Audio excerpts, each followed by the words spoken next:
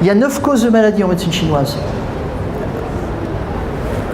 C'est-à-dire que quel que soit le problème qu'on a, il est lié à l'une ou plusieurs, on peut en avoir des combinés de ces causes. Vous trouverez peut-être qu'il y a des choses qui manquent, mais en fait c'est forcément intégré dedans. Par exemple, si je prends juste la première, je ne pourrais pas les détailler toutes, mais dans les climats, il y a toutes les causes, par exemple virales, toutes les allergies, enfin pas toutes, mais une bonne partie des allergies. Par exemple, quelqu'un qui est allergique, vous voyez, on dit au pollen, aux graminées, aux poils de chat.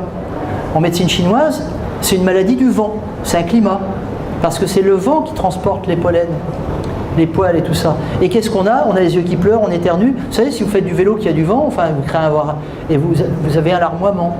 Donc on rattache ça à un climat. S'il n'y a pas de vent, il ne va pas faire rentrer l'allergène, enfin, etc. Ce que je veux dire, c'est que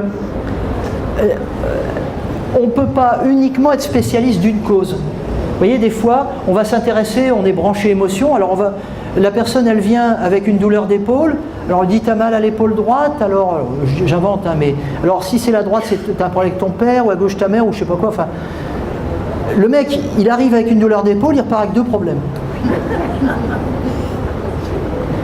Je trouve que c'est un peu capillotracté quand même.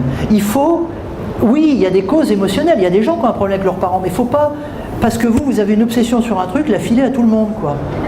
Et donc le problème chez nous, dans ce qu'on appelle des fois les thérapies, c'est que chacun ramène au champ de ses connaissances.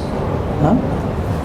Donc vous avez mal à la tête, vous allez voir le chiro, il va dire c'est vos vertèbres, vous allez voir le dentiste, il va dire c'est vos plombages, vous allez voir le psy, il va dire c'est votre stress, vous allez voir le diététicien, il va dire c'est votre régime.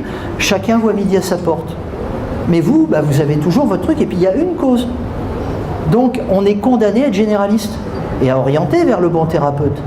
Mais le thérapeute qui veut à tout prix faire rentrer tous les patients dans sa thérapie, c'est pas forcément cool, parce qu'il y a des gens comme ça, ils passent 20 ans de thérapeute en thérapeute et ils s'en sortent pas.